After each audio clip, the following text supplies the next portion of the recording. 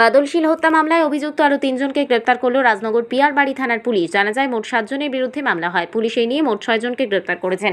আজ দুপুর 12:30 নাগাদ পুলিশ রিমান্ড চেয়ে হত্যা মামলায় জড়িত ধৃত 3 জনকে বিলোনিয়া আদালতে সোপর্দ করে পুলিশ।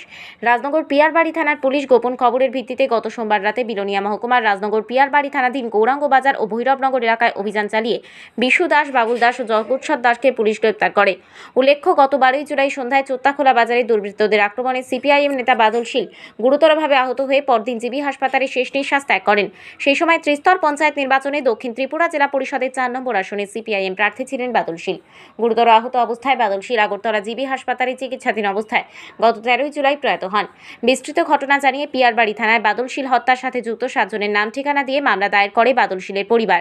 ইউএস 118, 109, বিএনএস 103, 3, বিএনএস 2023 ধারা নিয়ে পুলিশ ঘটনার তদন্তক্রমে প্রথমে অমল দাস নামে এক অভিযুক্তকে গ্রেপ্তার করে। অমল দাস বর্তমানে আদালতের নির্দেশে জেল হেফাজতে রয়েছে। এরপর পুলিশ আরও টিঙ্কু পোদ্দার ও প্রদীপ নমককে গ্রেপ্তার করে। এছাড়াও আদালতের নির্দেশে জেল হেফাজতে রয়েছে। সোমবার রাতে পুলিশ আরও 3 জনকে আটক করে। এ নিয়ে মোট 6 জনকে গ্রেপ্তার করা হয়েছে। আরও একজন অভিযুক্ত অধরা। জানা যায় বর্তমানে তিনি গ্রাম পঞ্চায়েতের শাসক বিজেপি দলের জনপ্রতিনিধি। পুলিশ কি পারবে গ্রেপ্তার করতে এই জনপ্রতিনিধিকে? সেই দিকে তাকিয়ে বাদলশীলের পরিবার সহ বুদ্ধিজীবী মহল, শহীদ পরিবার সহ এলাকার সকলের একটাই আশা, বাদলশীলের খুনিদের উপযুক্ত দৃষ্টান্তমূলক শাস্তি হোক। আমরা জানতে পারি চোত্তাখোলা বাদলশীলের মার্ডার কেসে 3 জনকে গ্রেপ্তার করেছেন। কাকে কাকে গ্রেপ্তার করেছেন?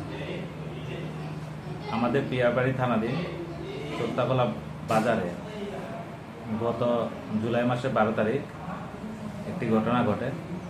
এই ঘটনায় বাদলশীল নামে এক ব্যক্তির মৃত্যু হয়।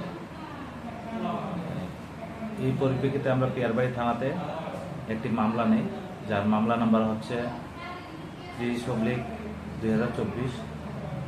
এই মামলায় মোট 7 জনের নামে এফআইআর হয়। আমরা কিছুদিন আগে 3 জনকে গ্রেপ্তার করেছি এই মামলাতে, এবং আজ আমরা আরও 3 জনকে গ্রেপ্তার করতে সক্ষম হয়েছি। এরা হচ্ছে বাবুল দাস, বাড়ি চোত্তাখোলা বাজারে, এবং বিশ্বরঞ্জন দাস, ওনার বাড়ি ভৈরবনগর, এবং যজ্ঞেশ্বর দাস, ওনার বাড়িও ভৈরবনগর। তো আমরা আজকে বিলোনিয়া কোর্টে প্রেরণ করছি এবং আমরা পুলিশ রিমান্ড চাইছি, এবং এই ঘটনায় আরও একজন জড়িত আছে। আমরা ওকে শীঘ্রই গ্রেপ্তার করব।